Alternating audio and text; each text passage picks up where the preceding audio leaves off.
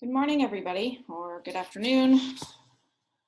Welcome to another GIS lecture. Hope you're all doing well and had a good weekend.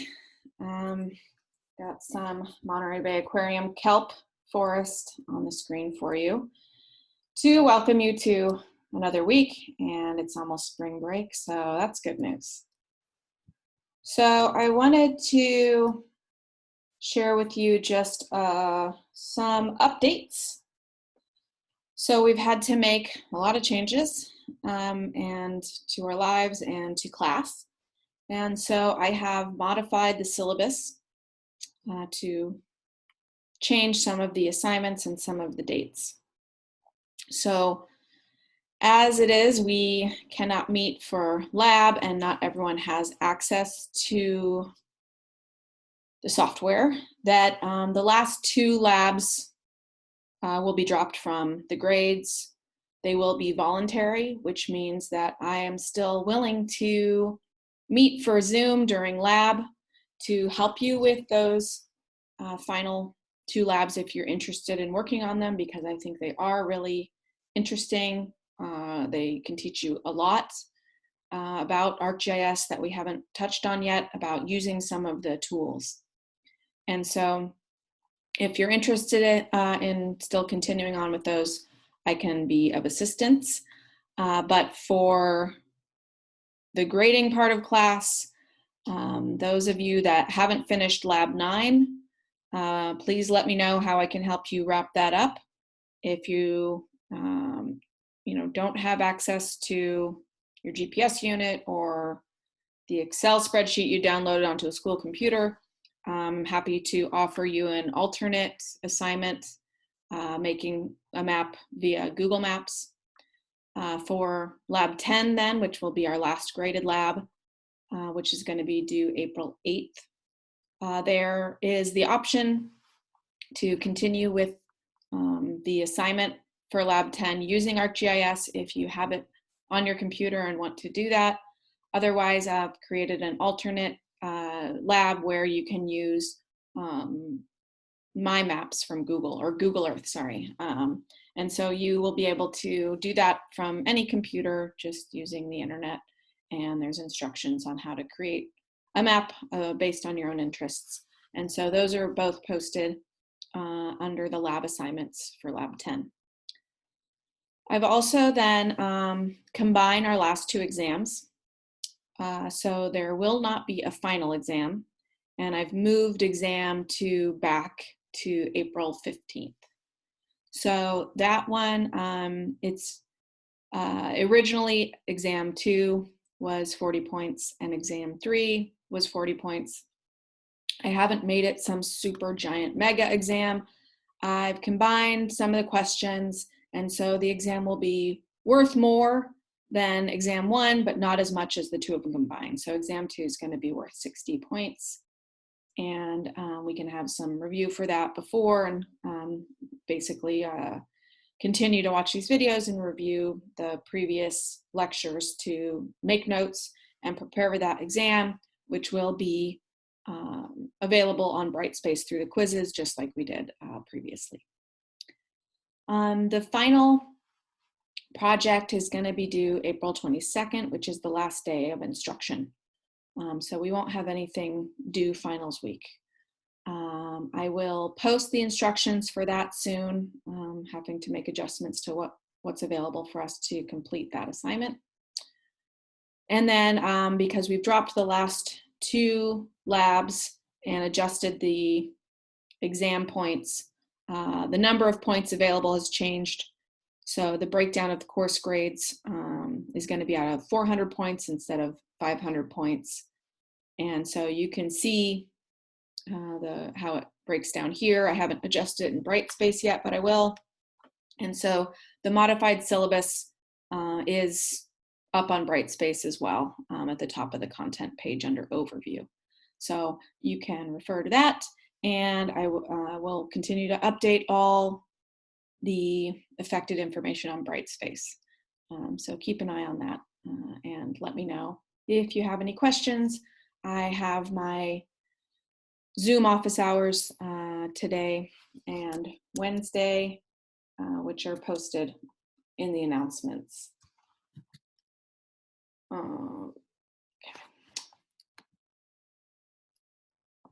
All right, so today we are going to, sorry, my office hours are Tuesday and Wednesday. Tuesday 12 to 1 and Wednesday 2 to 4. Okay, so today we're going to talk about logic and map operations. And what this is about is some of the tools that are available in the ArcGIS software, which, or at least in part, which make it such a powerful tool, right? And so hopefully y'all have seen a Venn diagram before, or at least a little bit familiar with what it's about. It's really the visual interpretation of logic operators, which I'll tell you what those are in a second. But we've often, probably seen Venn diagrams that, show how different variables might intersect, or with mathematics, how they call it is how these logical relationships are shown between different sets of data or information. So if we look at this Venn diagram on the right, we can see there's a circle that represents dogs, a circle that represents humans, and a circle that represents lizards. Each of these entities have different variables about them, right? So dogs, they have fur all over. They are mammals. They are animals. They tend to eat bugs and barf and other things. They have 4 legs, right? Humans have a different set of variables that relate to them, and lizards have another set that relate to them, right? Now, each of these categories, dogs, humans, and lizards, have overlap in the different variables that represent them. So dogs and humans are both mammals, right? So there's an overlap in, the variables that represent them there. Dogs and lizards, both of them have 4 legs, right? But lizards are not mammals. So there's no overlap there, but there's overlap in that they both have 4 legs. Humans and lizards have overlap in that they were both found in the offices of the people who made these Venn diagrams. Luckily, I don't have that problem here at home. There's no lizards. Unfortunately, there's actually no dogs. Actually, I'd be happy for a lizard too at this point. Right, and then in the center is where things that they all share in common, right? So humans, dogs, and lizards are indeed all animals, and in fact may eat bugs.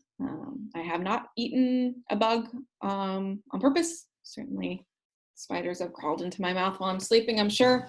But right, around the world, people do eat bugs. They're a good source of protein and probably the future of our species.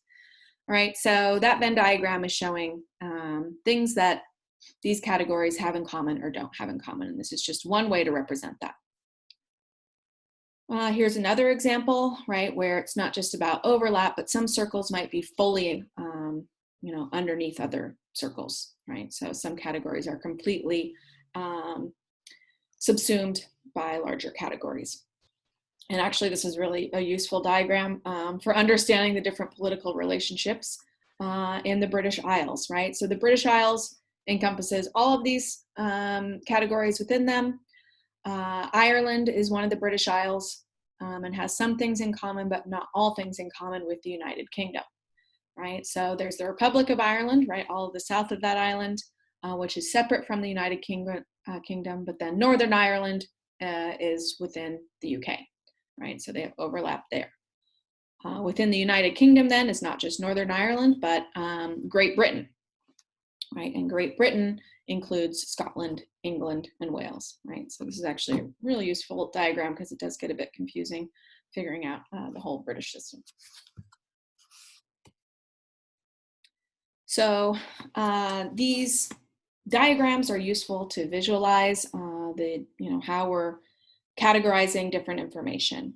But there's another way to represent that, which is mathematically called Boolean logic, right? And so that can be described in different words for how we represent what's being referenced within the Venn diagram, right? So if we're talking about the AND function, we can look at these two circles on the top, and if we imagine that one was dogs and one was humans, the overlap would be the AND. So dogs and humans are both mammals, right? So anything that they share is going to be included where the Venn diagram overlaps. And so if we had a big table of data and we were trying to find something that the data had in common, so we had information about dogs and humans, we wanted to find, right, that where they both shared these variables. So the fact that they're both mammals is something they share. So an AND operator would locate that information from our data table. The OR function takes the two circles and highlights, right, anything that either of them has, right? So if you just said, I'm looking for all data that is a dog or a human, it would capture both of those circles and everything in it, right? So not just stuff they have in common, but any variable underneath the category of dog or human, right? And then the final one at the bottom, not, says, I'm looking for all the variables that a dog has that a human does not have. So everything that is dog that is not human, right? So then you got all the variables that dogs are hairy all over,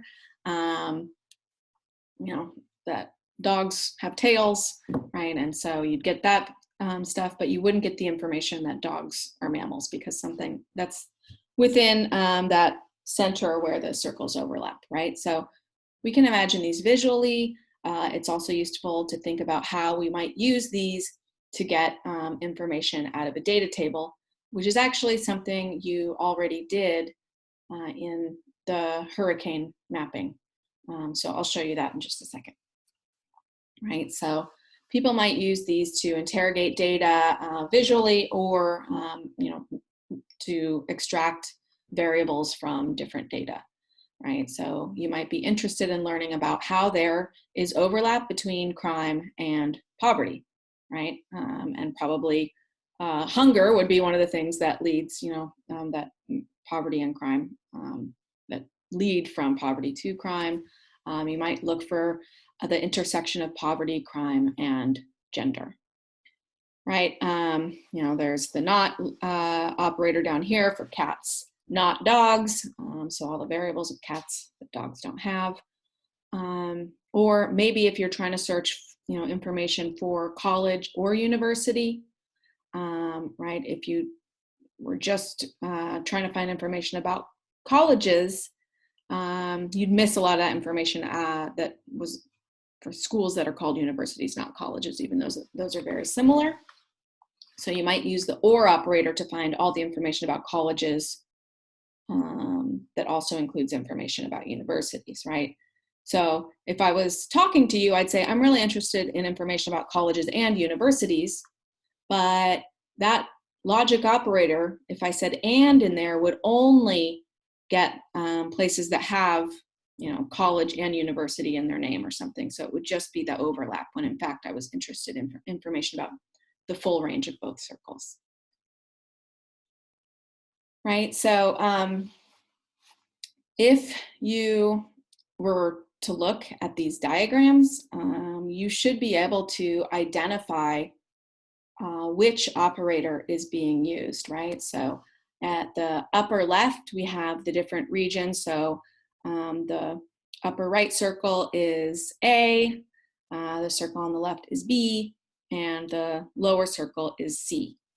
So if we look at this first diagram, the top middle, that shaded area is indicated they've been selected, right? So we can see that A is selected, B is selected, but C is not selected, right? So this is the point where I would ask you what the operator is there and what letters are included, right?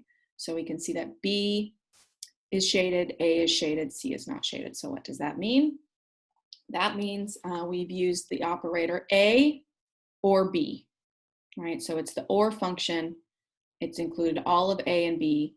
So the function is actually to say, you know, A or B. Right now, if we look at this section, sorry, have I done this? Oh yeah, there we go.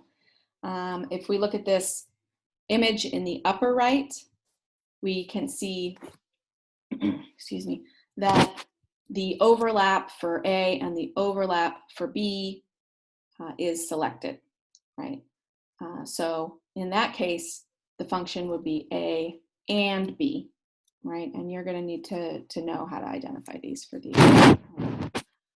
And the difference between those, right, is that one, the or is more inclusive, right? So the and only gets that section where they overlap.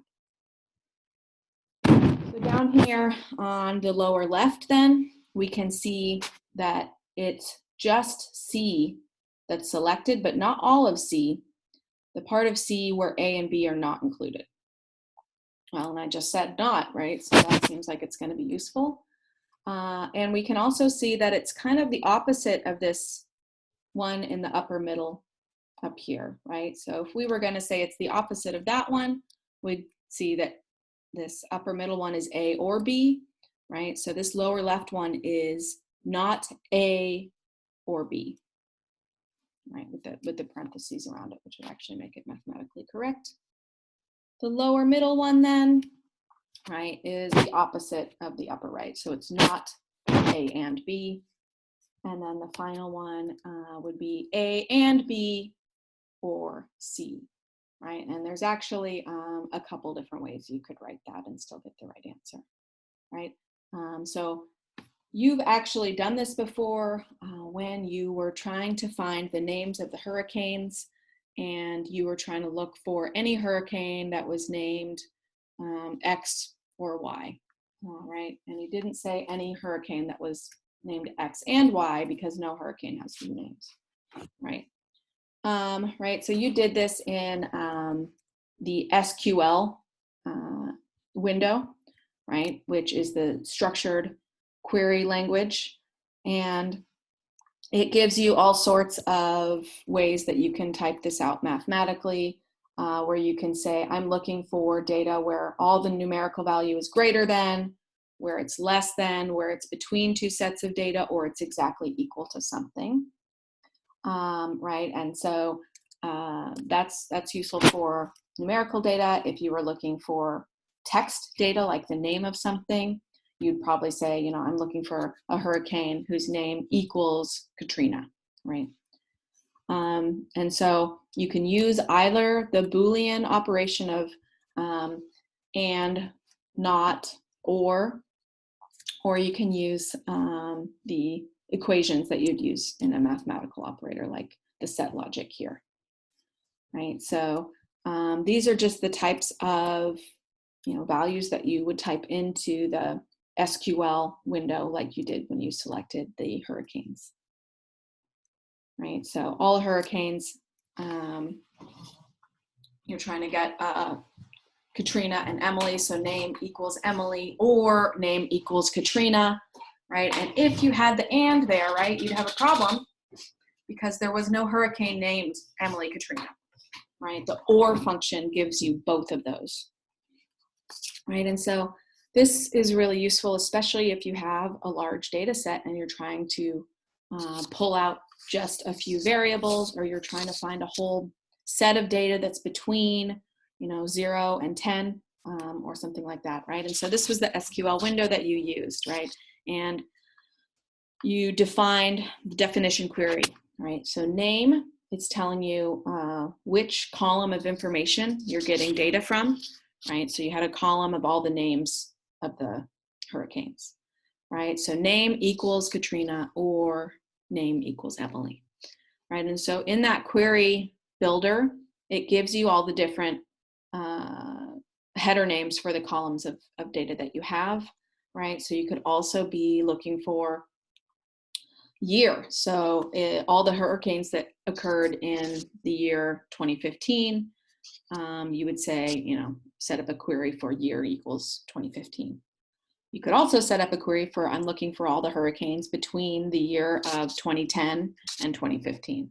right? So then you could actually use the different mathematical operators to look for, years less than 2015, years greater than 2010, right? You can see the little greater and less than operators there, or different functions that you can add together to get the information that you're looking for, right?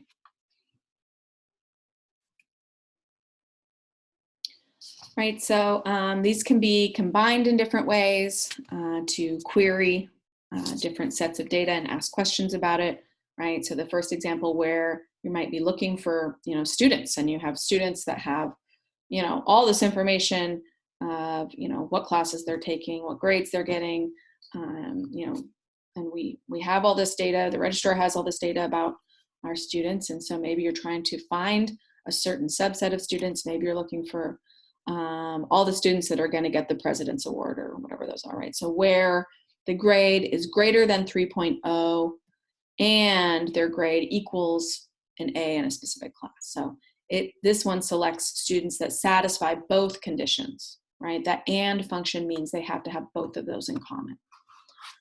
Right, and this can be used to, search different data sets, and it can also be used to look at different spatial information in the shape files that you've uploaded on ArcGIS, right? So you can actually do kind of the Venn diagram of where your shape files overlap. So maybe you have different polygon sets where you have, maybe a shape file that represents parks and a shape file that represents roads, and you look at where they overlap to see where there's roads in the park. And right, you can actually use that function. So if you use the and function, you would only see the roads that are in the park.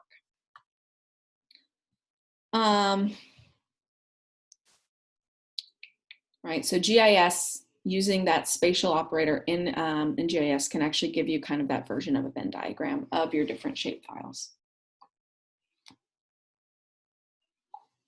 And you can imagine how that might be useful, and you wouldn't have to imagine if we, if you're going to go ahead and do Lab 11, which, right, I've taken off of the required lab to get grades, but is still a really useful lab to work through.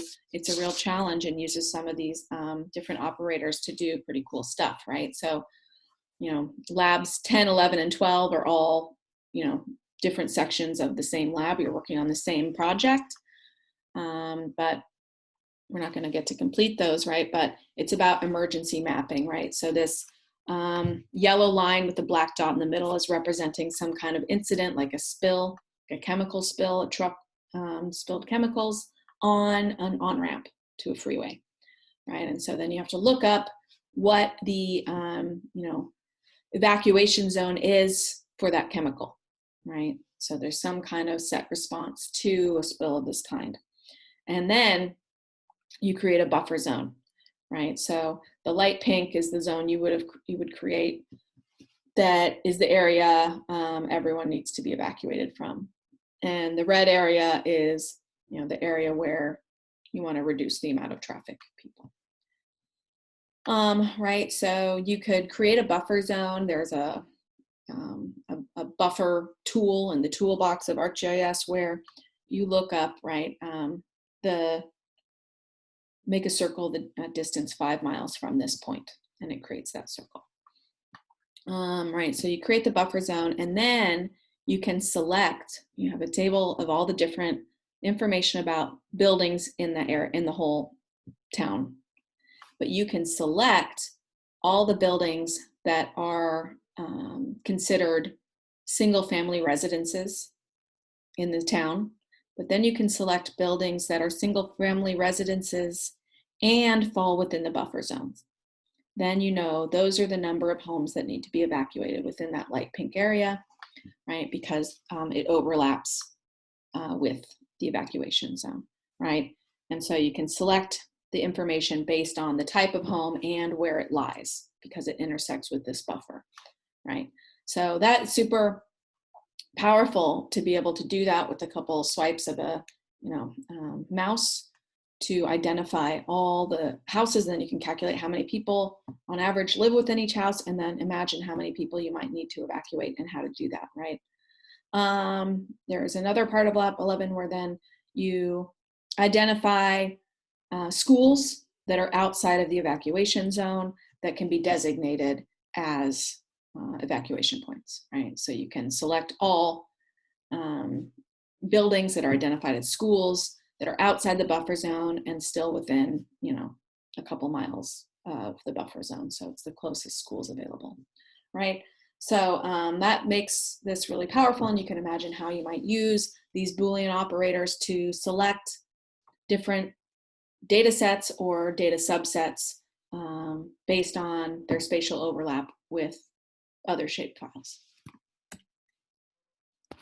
Right, so this set of tools from ArcGIS gives you the ability to do a bunch of spatial analysis using different operators and do a bunch of simple calculations that make an emergency responder's life much easier, right? So it's this ability to examine the locations of data points, the attributes of different data points, and relationships of features in spatial data through overlay, and start to apply different tools available in ArcGIS to ask questions about the data, right? Where are all the single family homes within the buffer zone?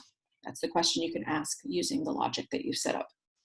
Or, get all sorts of useful information from the spatial layout to help you make decisions. Right, and you can add, combine different layers on a map. You can find different areas where there's overlap of different shapefiles to extract or create new information. You can create new shapefiles from the combination of other shapefiles. Right, and then that helps you solve problems and make decisions related to geography, where things are in space. Right, so some of the tools in ArcGIS are called clip, intersect, union, right? And so there's actually ways you can take one shapefile and subtract it from another shapefile. You can take shapefiles and add them together. You can take shapefiles and find out where they overlap,